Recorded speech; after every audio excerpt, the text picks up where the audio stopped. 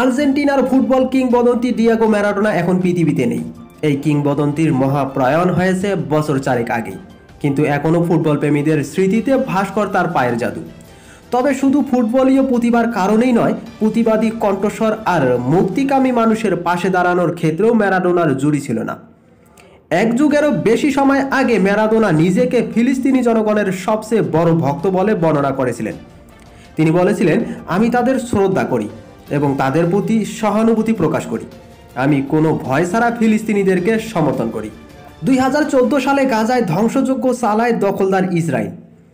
জয়নবাদী ইসরায়েলের নির্বিচার হামলায় তখন অন্তত 3000 ফিলিস্তিনি প্রাণ হারান।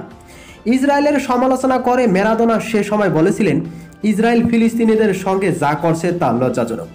2018 সালের জুলাইয়ে রাশিয়ার মস্কোতে ফিলিস্তিনের প্রেসিডেন্ট মাহমুদ আব্বাসের সঙ্গে দেখা করেছিলেন, যেখানে তিনি আবারও তার দীর্ঘদিনের ফিলিস্তিনের প্রতি সমর্থন পুনর্ব্যক্ত করেন। তিনি আব্বাসকে আলিঙ্গন করে বলেন, আমার হৃদয়ে আমি ফিলিস্তিনি।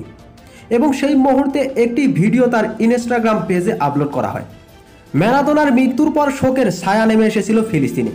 হামাসের তৎকালীন মুখপাত্র সামি আবু জুহরি এক টুইট বার্তায় ম্যারাডোনার পরিবার এবং বিশ্বজুড়ে তার অগণিত ভক্ত সমর্থকদের প্রতি শোক প্রকাশ করে লিখেছিলেন, আমরা অত্যন্ত দুঃখিত ম্যারাডোনার মৃত্যুতে, যিনি ফিলিস্তিন বিষয়ক আন্দোলনের জন্য পরিচিত। তো যিনি ভয় ছাড়াই ফিলিস্তিনদেরকে সমর্থন করেছেন, সেই ম্যারাডোনা সম্পর্কে আপনাদের যদি কোনো মন্তব্য থাকে তাহলে অবশ্যই কমেন্টে জানাবেন। আর ভিডিওটি ভালো লাগলে লাইক করতে ভুলবেন না। সবাই ভালো থাকবেন, সুস্থ থাকবেন। আল্লাহ হাফেজ।